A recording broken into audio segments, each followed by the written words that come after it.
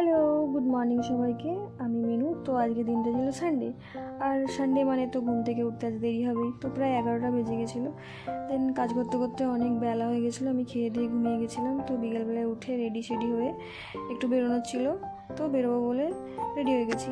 তো তারপর বেরিয়ে আমি রাস্তায় গেলাম। তো আমার অফিস কলিগ আসছিল না, দেখে আমি ওর রুমের দিকে যাচ্ছিলাম। তারপর আর কি রাস্তায় যেতে যেতে দেখলাম যে ও এখন আসছে না। তো আমি হেঁটে প্রায় ওর রুমের সামনেই চলে গেছিলাম। তারপর ও আসলো কিছুক্ষণ পরে, দেন ওর সাথে বেরিয়ে পড়লাম।